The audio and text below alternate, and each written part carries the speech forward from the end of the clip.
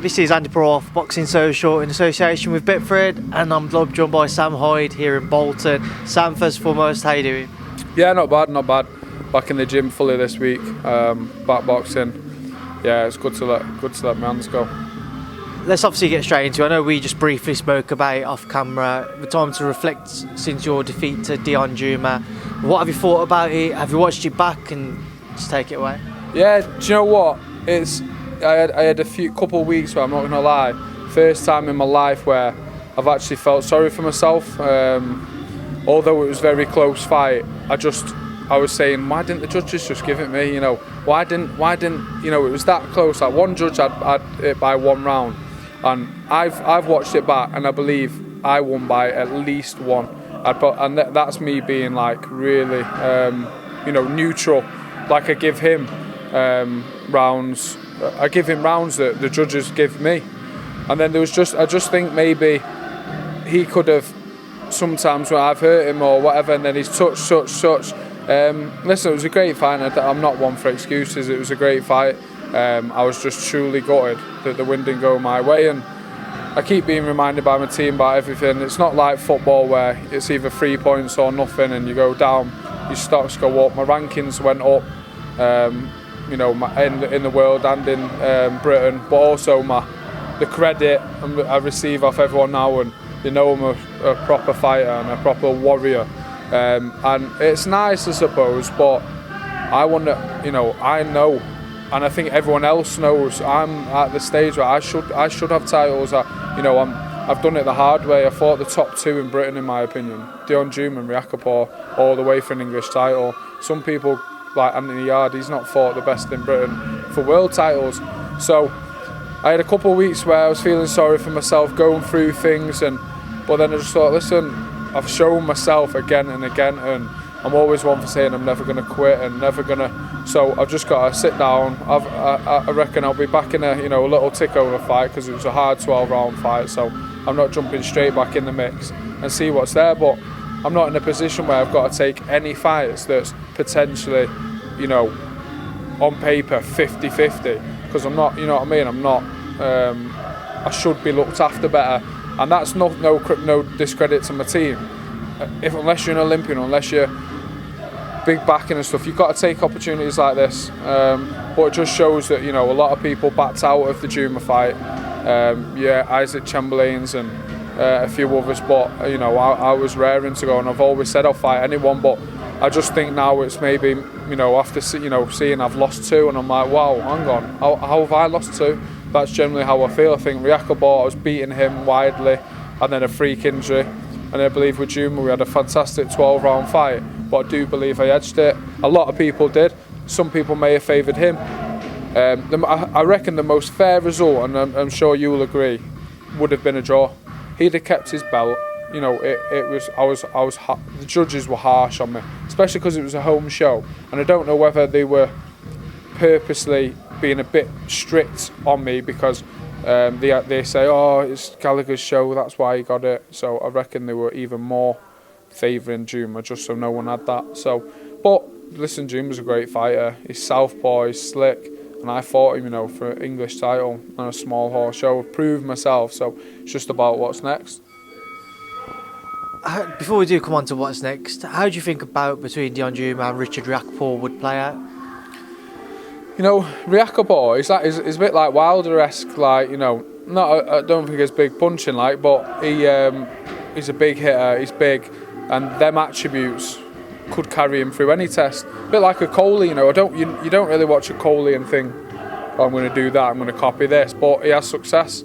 So I just think if it would be one of them where it could again, that's the thing with Riakporhe, if he lands on Jumah and Jumah's hurt a bit and goes back, could stop him, and or if Jumah, I think Jumah's very confident in the Riakporhe fight. He said after and before that I'm a harder fight than Riakporhe, and I believe I am, and he knows the pace I would have been setting and everything would have won't be like anything he's come up against before. But yeah, so I reckon it's a hard one to call. I reckon if Jumah sticks to his boxing and boxes nice and lets a few more fast shots go rather than just touch, he'll do well.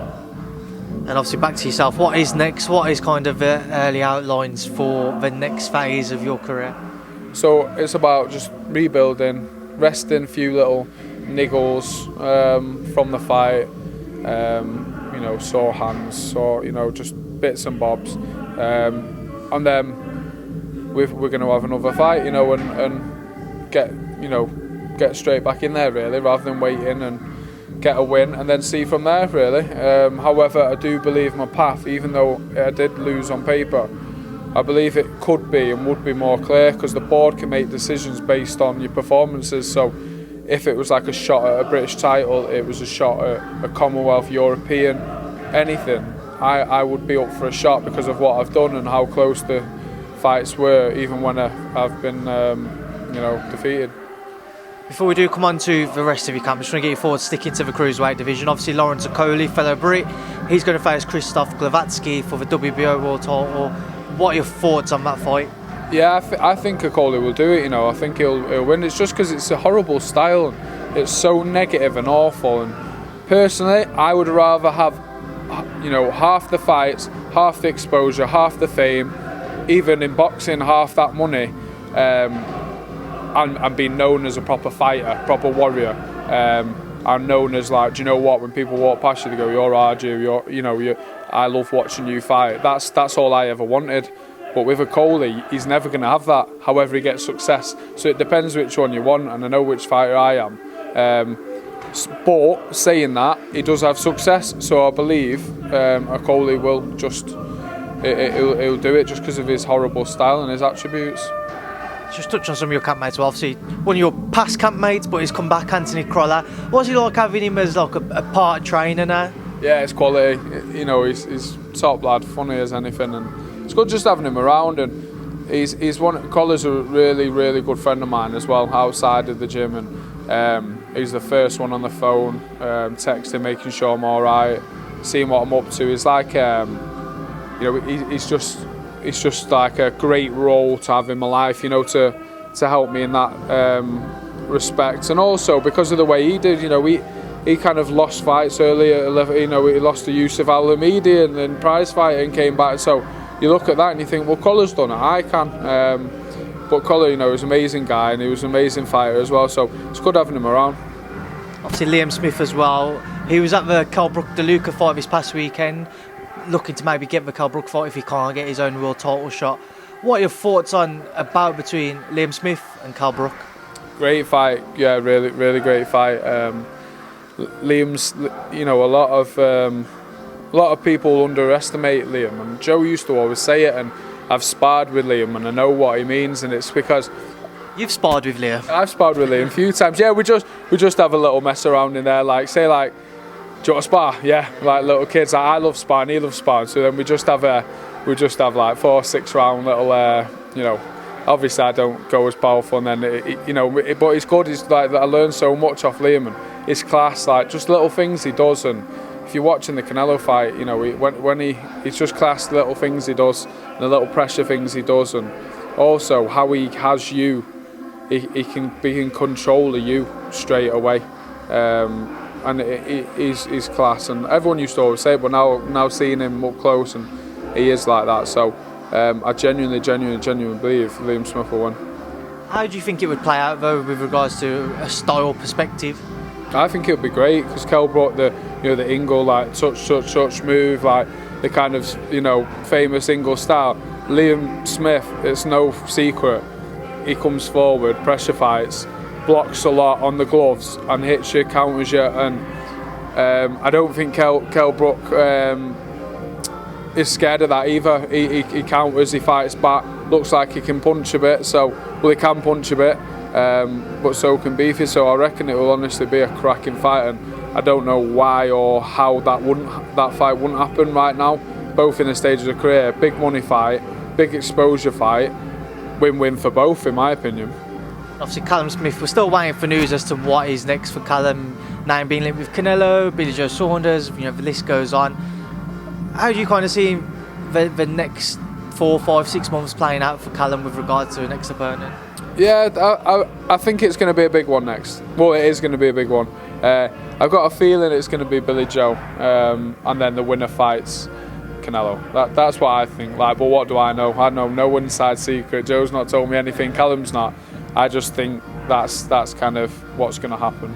What are your thoughts on a bout between Callum and Billy Joe?